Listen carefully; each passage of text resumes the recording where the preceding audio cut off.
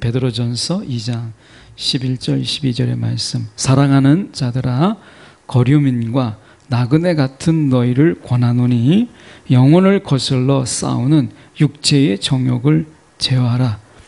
너희가 이방인 중에서 행실을 선하게 가져 너희를 악행한다고 비방하는 자들로 하여금 너희 선한 일을 보고 오시는 날에 하나님께 영광을 돌리게 하려 함이라. 아멘. 오늘 이 말씀 가지고 싸움을 거는 자에게는 믿는 구석이 있다. 싸움을 거는 자에게는 믿는 구석이 있다라는 제목으로 함께 말씀을 나누기를 원합니다. 싸움이라고 하는 것이 없으면 좋은데 싸워야 하는 싸움이 있어요. 그래서 특히 이제 전쟁이라고 하는 것이 한번 발발하게 되면, 전쟁이 되면 이제 내가 원치 않아도 전쟁에 휩싸이게 되고, 내가 누군가를 죽이지 않으면 내가 죽게 되는, 그리고 내가 사랑하는 사람들을 보호하기 위해서는 또 누군가를 죽여야 되는 이 처참한 싸움이 전쟁이라고 하는 것입니다. 그래서 내가 원치 않아도, 내가 원치 않기 때문에, 나는 무기를 들고 있지 않기 때문에 전쟁에서는 통하지가 않아요. 특히 영적 전쟁에서는 우리가 이 사단이 얼마나 잔인하고 잔혹한지, 우리가 이 전쟁을 원치 않습니다 라고 아무리 사단에게 이야기해도 사단에게는 결코 휴전이나 정전이 없이 우리를 무참하게 공격합니다. 특히 우리가 예수 안에 있는 우리들에게는 이 영적 전쟁은 결코 우리가 유보할 수 없는, 그리고 우리가 미룰 수 없는, 어떻게 보면 이 싸움이라는 거예요. 그래서 이 싸움 속에서 우리가 있다라고 하는 것을 기억하면서, 우리가 쉬고 있을 때도, 내가 잠들어 있을 때도 언제든지 우리 이 영적 싸움이 우리 가운데 있어요. 기도할 때만 이 싸움이 있는 것이 아니고, 내가 기도를 쉬고 있는 중에도 이 싸움은 우리 가운데 있다라고 하는 것입니다. 그래서 이 싸움은 멈춤이 없어요.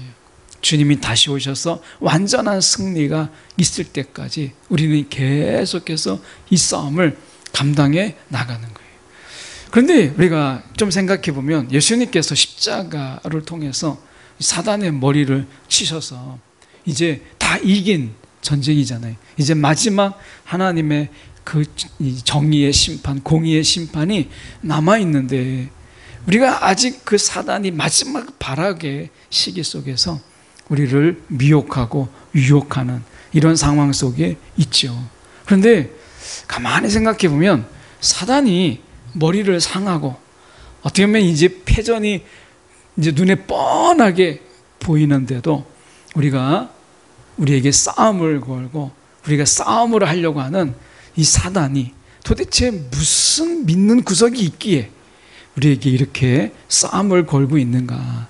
영적 전쟁을 우리가 가만히 이렇게 들여다보면, 그리고 영적 전쟁을 우리가 좀 묵상해 보면, 사단이 너무 무모한 싸움, 우리가 사단이나 귀신의 싸움이 너무 무모한 싸움을 우리 가운데 걸고 있지 않나.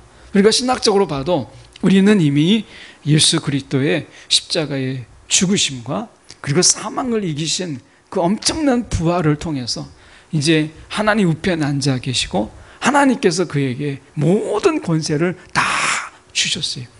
우리가 하나님 예수 그리스도 안에 있는 저와 여러분은 이미 사단의 이렇던 지시나 명령에서 이제 벗어나 있는, 우리는 주님께서 우리 가운데 주신 그 권세로 말미암아 우리가 사단에게 명하고, 그리고 귀신에게 떠나라 예수 이름으로 명할 수 있는 엄청난 우리가 권세와 권능이 우리 가운데 있어요.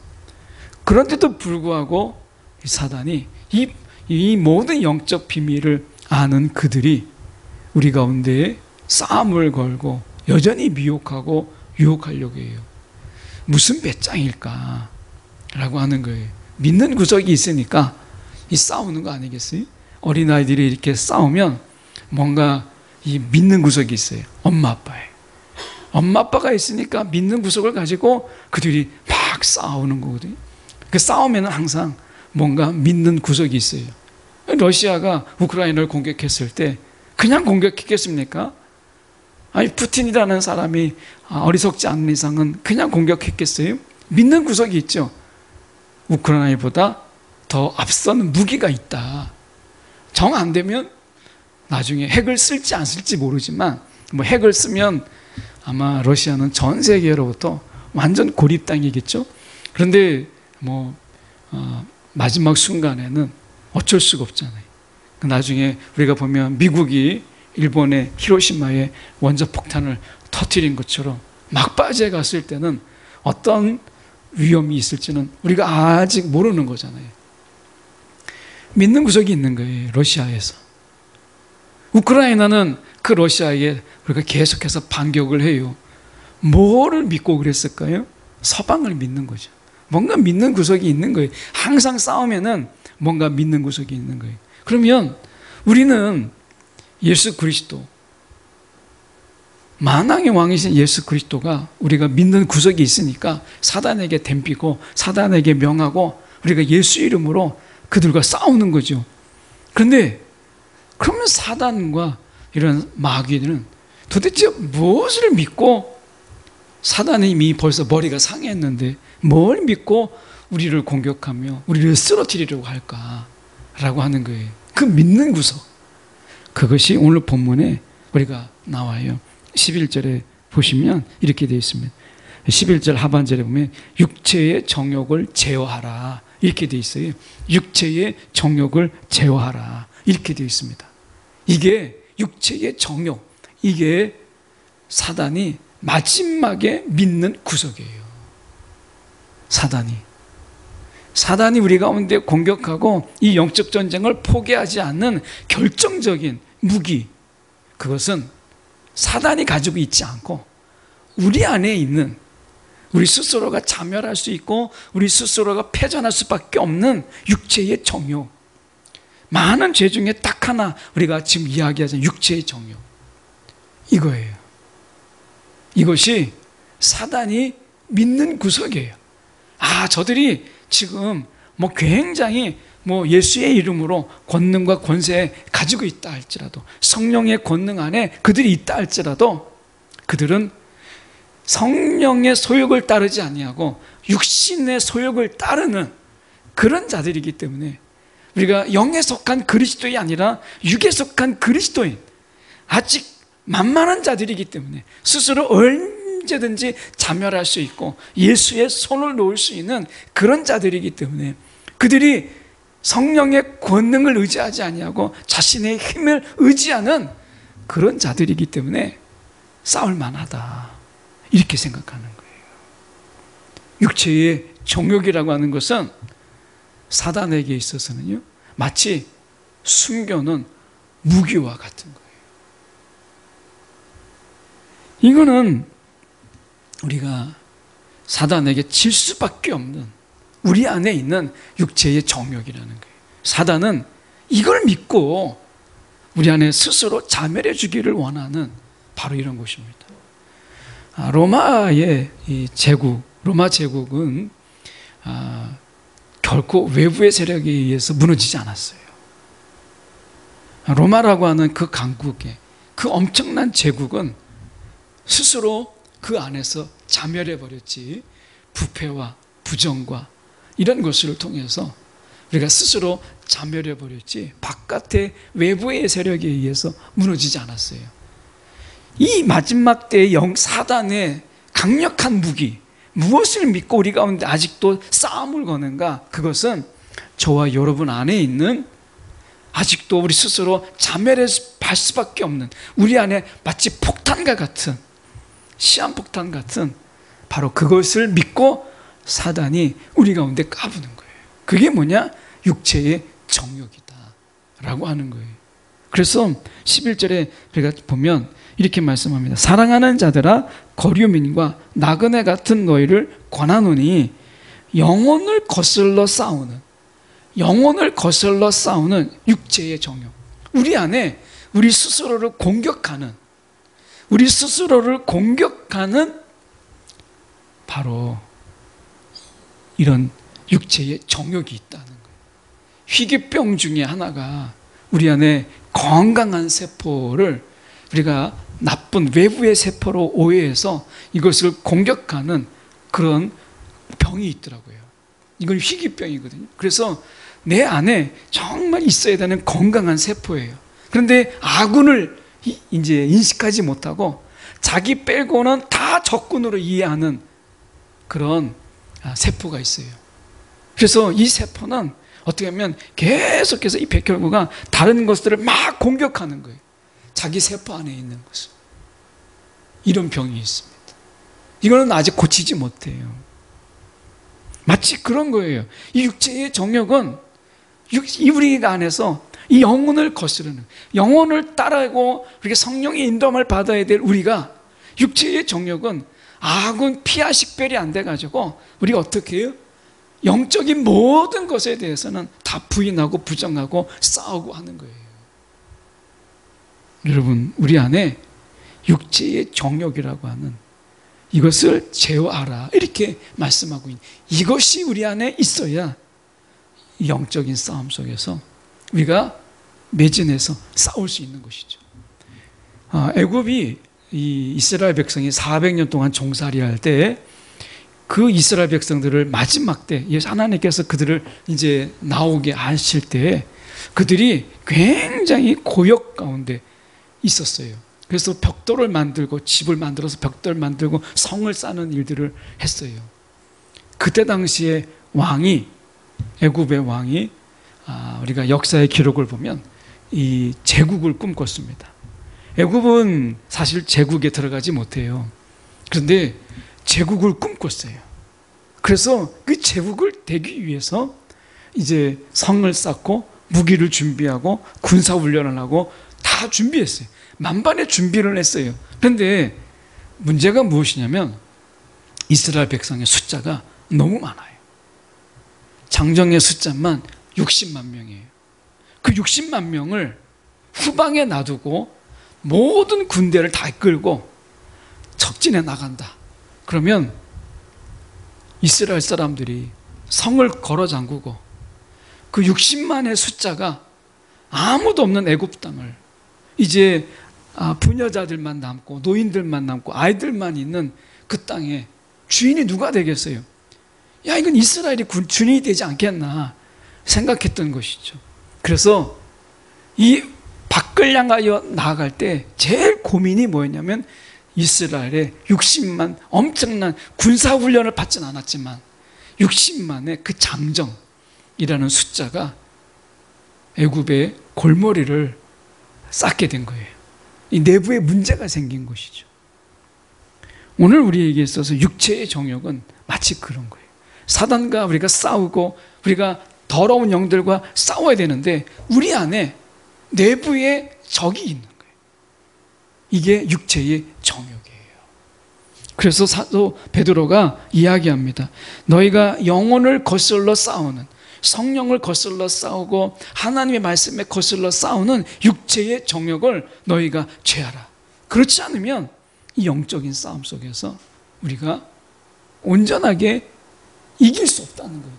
우리 스스로 안에 이것 때문에 무너지는 거예요. 마치 사단의 첩자처럼 우리 안에 들어와 있어요. 이게 육체의 정욕이에요.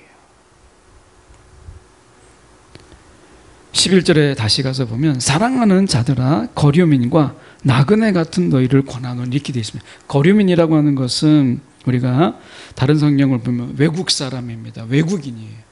그리고 나그네는 우리가 알다시피 나그네인데 이 외국 사람과 나그네는요, 그 여행을 할 때 나그네이면서 또 이거 외국 사람 여행이니까 뭐 그 나라의 관습이나 그 나라의 어떤 삶에 시시콜콜하게 깊숙하게 그들의 풍습과 관습에 대해서 우리가 크게 관여하지 않아요. 별 관심이 없어요.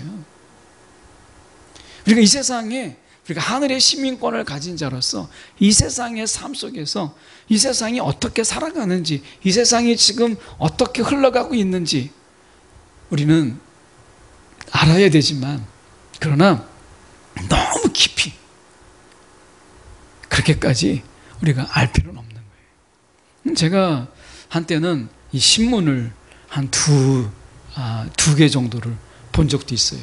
그래서 세상을 좀 알아야 된다. 막 그래가지고 그래서 약간 신문의 두 종류를 약간 상반되는 그런 신문들을 본 적도 있고, 신문을 한번 우리가 전 대학 때 신문을 보면 한 2시간 정도를 정독을 했어요. 신문 전체를 일면부터 끝에까지 사설도 다 읽고 메모도 하고 막 이렇게. 그래서 이제 그렇게 했는데, 그렇게 하기를 한 2년 정도 했던 것 같아요. 그리고 돌아보니까 제가 그것을 중단했던 이유가 무엇이냐면, 세상을 아무리 알아도 저의 삶 속에서 상식은 혹시 더 많이 가질 수는 있지만 세상을 보는 해안이나 세상을 보는 통찰은 거기에 있지 않더라고요. 더 많은 문제와 문제의식, 이런 거는 가질 수 있어요. 그 상식적인 부분에서 누군가를 뭔가를 이야기할 때, 어떤 전문적인 용어나 시사 용어를 이야기할 때 그것에 대해서 이야기할 수는 있어요. 그런데 그 안에서 세상을 바라보는 해안과 통찰은 신문에 있지 않더라고요. 결국 이 세상의 주권자이신 하나님께서 오늘 어떻게 이 세상을 이끌고 가시는가라고 하는 것은 신문에 있지 않고 말씀 속에 있었다라고 하는 거예요. 그래서 우리가 신문을 아무리 읽어도 세상을 우리가 꿰뚫지 못해요. 하나님의 말씀을 우리가 알아야 세상을 보는 시각이나 이런 통찰이 열리는 것이죠. 안목이 열리는 거예요. 마찬가지입니다.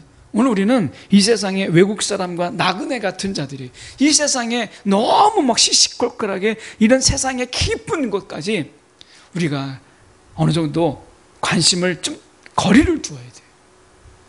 거리를. 이게 거류민과 나그네 같은 자들이라고 이야기하는 거예요.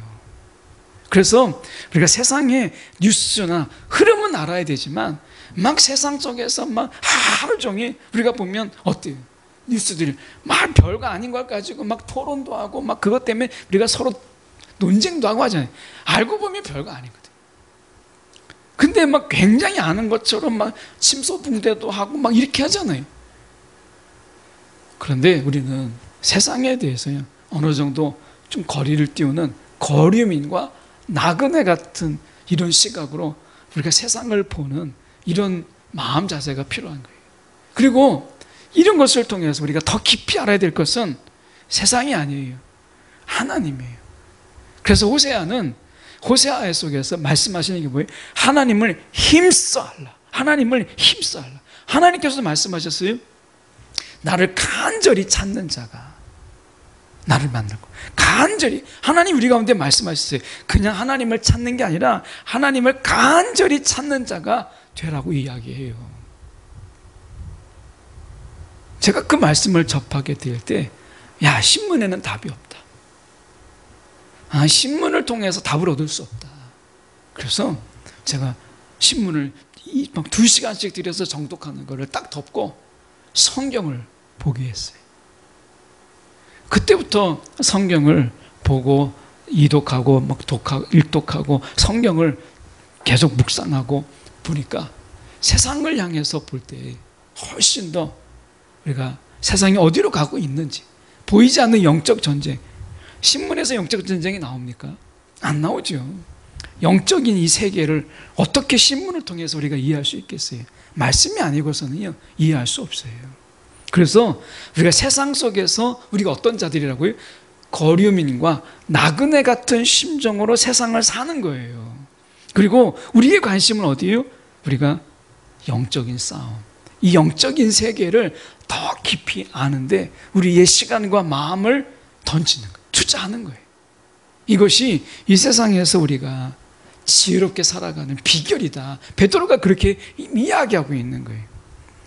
그러려면 우리 안에서 자꾸 세상에 관심을 갖고 세상을 더 깊이 막 들여다보고 싶고, 또 이 사람 속에서 세상 사람들이 여기 있다, 뭐 저기 있다, 이런 것에 마음 뺏기지 않기 위해서는 육체의 정욕을 제하라, 이렇게 말씀하고 있는 거예요. 오늘 우리가 이 영적인 싸움 속에서 사단이 믿는 것은요, 저와 여러분 안에 있는 육체의 정욕이에요. 이 세상의 자랑. 어떻게 보면 이 육체 정욕은 우리가 옛사람의 아주 대표적인 모습인 거죠. 이 정욕 안에는 단순하게 어떤 정욕적인 부분, 우리가 음욕만 이야기하는 게 아니라 세상에서의 자랑, 그리고 자기 충만한, 자기 공로, 이런 것까지 다 포함되는 말이거든요. 이것을 제어하라. 이렇게만 제어하라. 그렇지 않고서는요, 우리가 사단에게 계속 싸우잖아요. 그러면 져요. 왜요? 우리 안에 내부의 적이 있어요. 그럼 어떻게 내부의 적이 있는데 우리가 외부의 적과 싸운다고 해서 어떻게 이길 수 있겠어요? 우리 안에 자중질환에 빠지게 돼요. 그게 뭐냐? 육체의 정욕이라는 거예요. 육체의 정욕. 우리가 영적 전쟁에 있어서 우리가 승리의 비결은 우리가 육체의 정욕을 제어하라 라고 말씀하고 있는 거예요. 사단이 우리 가운데 전쟁을 할 때 사단이 믿는 구석을 우리가 제거하라 라고 하는 거예요. 제가 이렇게 족구를 하면 이제 목사님들하고 같이 만나서 족구를 해요. 족구를 얼마나 잘하는지, 거기에 목사님들은 이 족구를 뭐 주일에는 4시간씩 막 족구를 해요. 그래서 제가 들어가면 당할 수가 없죠. 공이라는 걸 만져보지 않는 제가 막 어떻게 보면 그 중에서는 이 족구에 이렇게 열심히 하시는 전국대회에 준비하시는 목사님들도 있어요. 그런 분들이 같이 있는 그 팀에 같이 가면요, 공이 저한테만 옵니다. 제가 공을 제대로 받지를 못해요. 그러니까 저 때문에 지는 거예요. 그러니까 제가 내부에 적이 되는 거예요. 그러니까 공격할 때 늘 점수 차이가 많이 벌어진다. 그러면 서브를 넣을 때 저한테만 넣어요. 그게 육체의 정욕이에요. 육체의 정욕. 우리가 패할 수밖에 없는 필패의 요소, 이게 육체의 정욕이다 라고 하는 거예요. 여러분, 이것을 제하지 않고서는 이길 수 없어요. 12절에 가서 보십시오. 12절에 가서 보면 이렇게 합니다. 너희가 이방인 중에서 행실을 선하게 가져 너희를 악행한다고 비방하는 자들, 이런 자들이 처음부터 그 말을 꺼내지 못하게, 그런 오해가 없도록 처음부터 그렇게 하라 라는 이야기인데요, 여기서 나타날 수 있는 말씀이 우리가 무엇이냐면, 우리가 행실을 선하게 한다라고 하는 것은 우리가 하나님의 뜻에 일치하는 것을 의미해요. 선하다라고 하는 것은 착하다, 착하게 산다, 이런 게 아니라 하나님의 뜻에 일치하는 것을 우리가 선하다고 이야기하는 거예요. 그래서 사실 이 선하다라고 하는 것은 믿음의 행위를 이야기하는 거예요. 그래서 믿음과 순종을 우리가 이야기하는 것인데, 우리가 여기서 너희가 이방인 중에서 행함을 선하게 하라, 하나님의 뜻에 일치되는 삶을 살라는 거예요. 이렇게 함으로 인해서 악인들이 우리에게 비방하거나 우리를 악하다고 말하지 않도록, 그들이 우리를 비방하는 요소를 처음부터 주지 말라는 거예요. 처음부터. 이것을 통해서 우리가 우리의 선한 일을 보고 하나님께 영광을 돌리게 하라, 이렇게 말씀하시는 거예요. 여러분, 우리의 삶이 완전할 수는 없죠.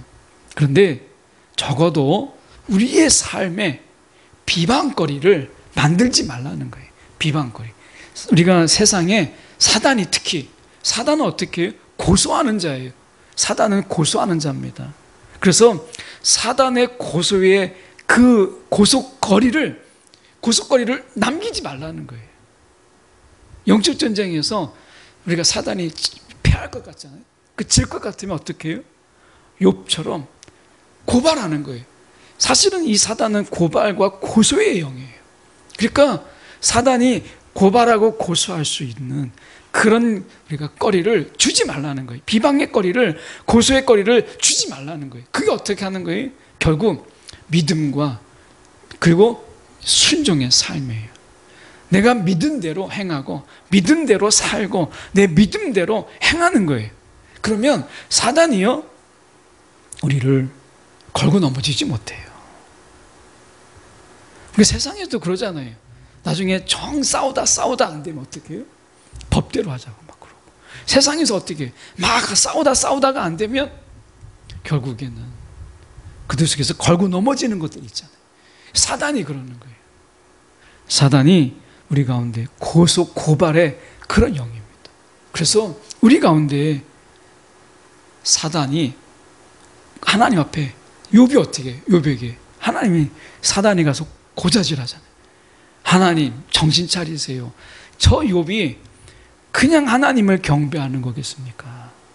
하나님이 복도 주고 자녀들도 잘 되게 하고 뭐 하나님이 부족함이 없이 다 주니까 그러니까 하나님을 경배하는 거지. 하나님 그 주는 거 한번 하나씩 뺏어 보세요.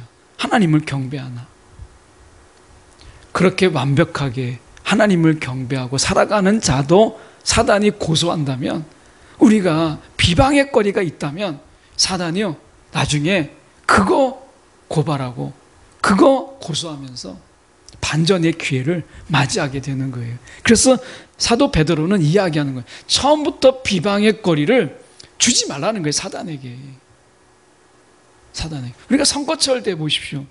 그러니까 사실 굉장히 우리가 이 비굴하게 또 비겁하게 어떻게 정정당당하게 막 정책으로 싸우는 게 아니라 선거 때 보세요. 어떻게 해요? 내년에 이제 또 총선이 있을 텐데 어떻게 됩니까? 싸우면서 지지율이 지금 질 것 같아요. 그럼 어떻게 해요? 막 뒷조사해가지고 그래서 야, 좀 뭔가 부정이 있는 것 같고 소문만 내도 나중에 그게 진실이 아니더라도 야, 좀 소문 낼 만한 것, 비방의 거리를 좀 만들 수 있는 것 어떻게 해요? 일단 터뜨리고 보는 거죠. 아니면 말고 이게 선거철에 정말 없어져야 될 이런 싸움이잖아요. 흙탕 싸움.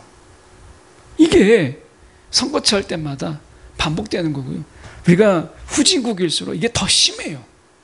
막 정책 싸움이 아니고 나중에 그 사람 뒷조사해가지고 아닐 수도 있는데 그 뭐 자세히 알아보지도 않고 선거철 되면 어떡합니까? 그거 터뜨리는 거예요.